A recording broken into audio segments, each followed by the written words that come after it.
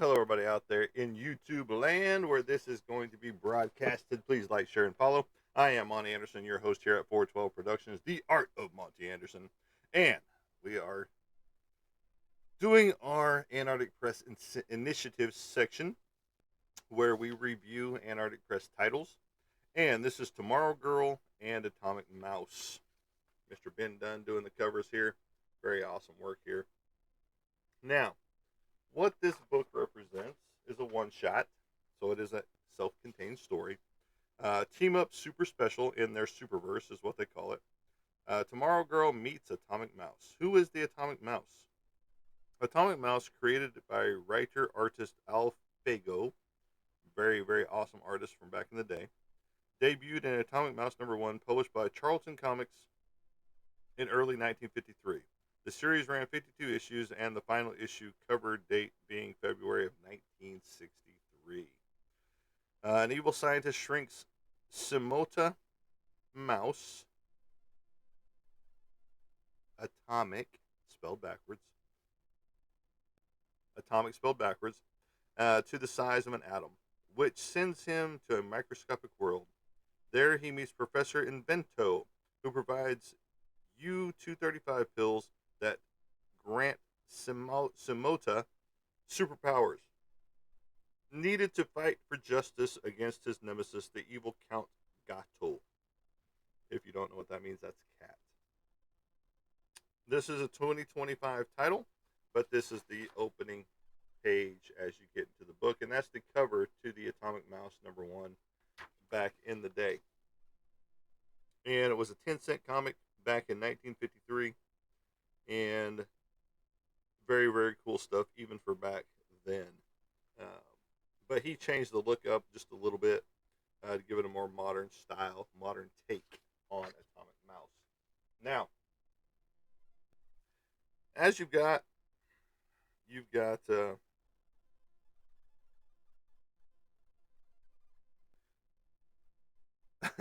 Tomorrow Girl's flying around, texting and flying. Don't text and drive, and she's doing all this stuff. And there's a party going on, and somebody does a portal,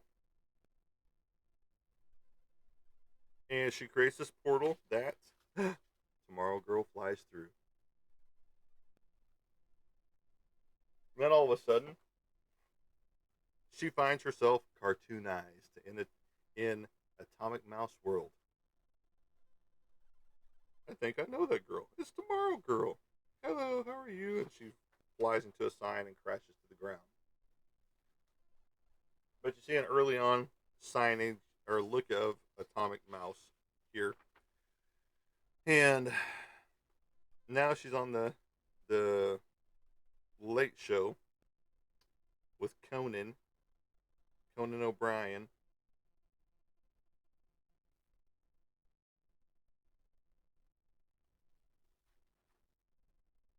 Right there. Then we flash to a different galaxy with some things happening here. They're talking, they're plotting. Little alien peoples. And for some reason, this split into two, and I'm not going to show you that one. The leader is drunk, the guy with the 5 eyes. He is all drunk, and he passes out. Right there. Then the second command, basically, in that case, that alien could destroy the galaxy, be a super god, or be mentally retarded forever.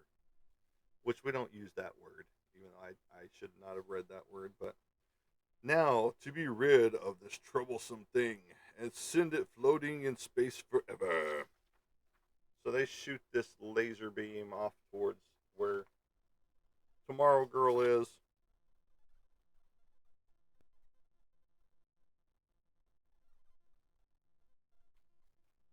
I gotta make sure I'm on the right story here. Something ain't jiving here. Okay. I think we are in the right spot. It's just it takes a little bit to get back. Okay. We are. So, explosions happen. A spot of Earth is now floating in space. right here.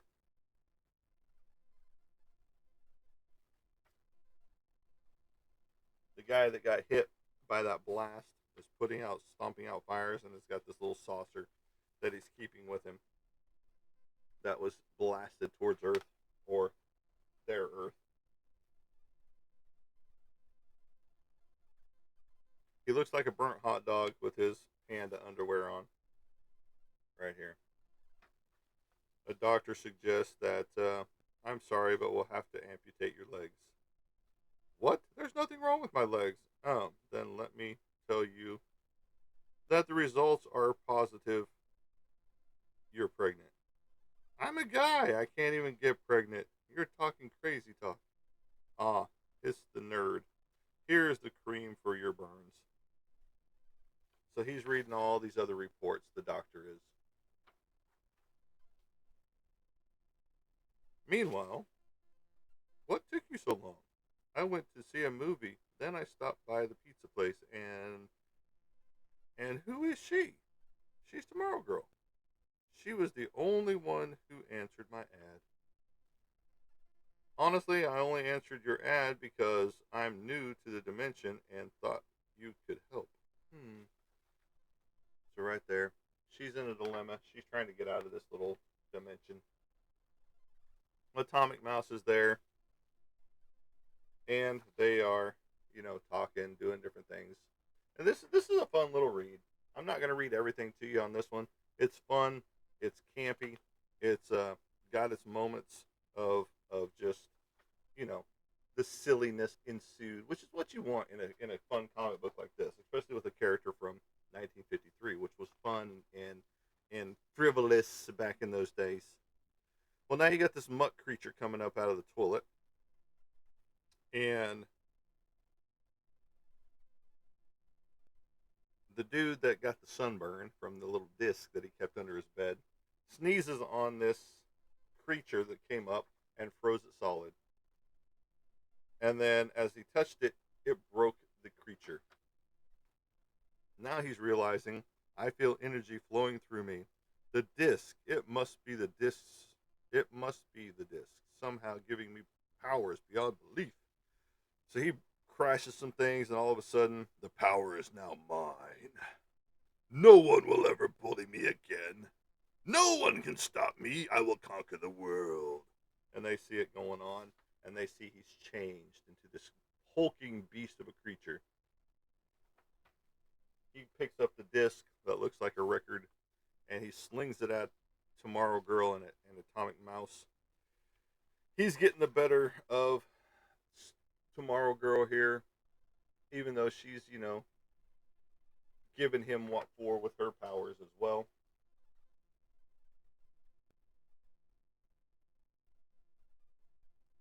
He whacks Atomic Mouse, and the battle is ensuing. The aliens are getting involved. All hell's breaking loose. Again, it's a fun little read. They capture this guy, but then he breaks out. That's a Spock-esque look if I ever saw one right there.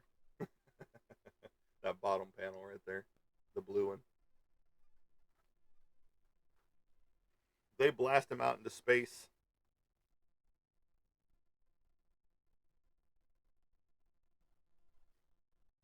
As he's shooting different spots and, making himself go into different areas of moons and things like that. Now he's mutated even more. He's got 4 arms now with one blaster hand. Again, fun little read. This would be something I would put in my collection, even though it's a one shot. I like one shots. It keeps it clean, and tells the story in one spot and done.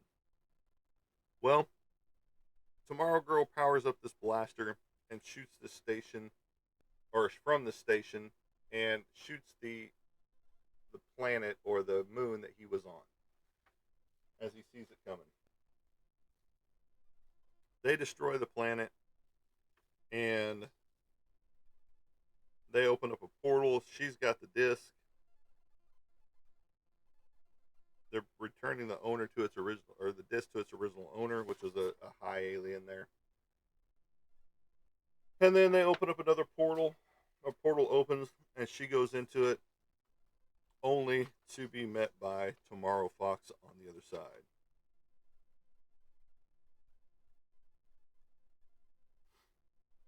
Tomorrow Fox shows up. Until next time. I'm pretty sure we're going to have a whole series of Tomorrow Fox, if I have to guess, which would be cool. And then, of course, you've got the blank cover as well, which I'll have to pick up to do my own cover on that. And then there is a splash page in here by Erwin Trosset. Trosetia? I don't know. Right here. Very cool look for Atomic Mouse. Very awesome looking thing right there. Very awesome page. I like it. So, there you have that. And this one gives me, does it give me? Yes, right here. Story and pencils on pages 2 through 25 for Sosa. Story and art on pages 1 and 24, Ben Dunn. And then inks, Francisco Luffy. Colors by Kim. That one's hard to read. There's a lot in that little box. So, there you go. That would be something, again, that I would pick up for myself. Just because it's a fun little campy read, and then it's got the blank cover, which I would draw on for myself. But there you go. This one I give 2 thumbs up. It's a fun read. It's for kids. A lot of action in it, like Ben Dunn loves to do. Pretty much every page has action on it of some sort. And then the cliffhanger ending for a one-shot that introduces Tomorrow Fox in there. So, if you're into Tomorrow Girl or Atomic Mouse from the 1950s, 1953 to be exact, this is a pickup. This is a good pickup for you. Tomorrow Girl meets Atomic Mouse. So there you go on that incentive right there. Again, I'm not getting paid by Antarctic Press to do these. They asked a group to review their titles, and that's what I'm doing. I'm giving you my honest review on these. The artwork is phenomenal throughout. It is on the more child-friendly side, so you could pick this up for your kids. It teaches them, right from wrong, all that good stuff. And it's a fun little read all the way through. There is a lot of stuff to read and a lot of stuff to watch as you're looking through the book and reading through the book. So again, something I would recommend. Probably something I would put in my collection. Excuse me, and something I probably will put in my collection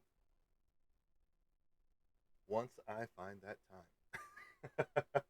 But anyway, that is my review. 2 thumbs up on Tomorrow Girl meets Atomic Mouse.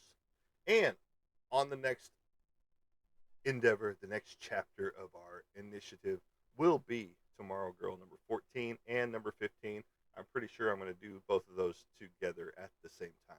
But you all have a great day out there. And as I like to say as I leave you, we will catch you on the flip side. Have a good day, everybody.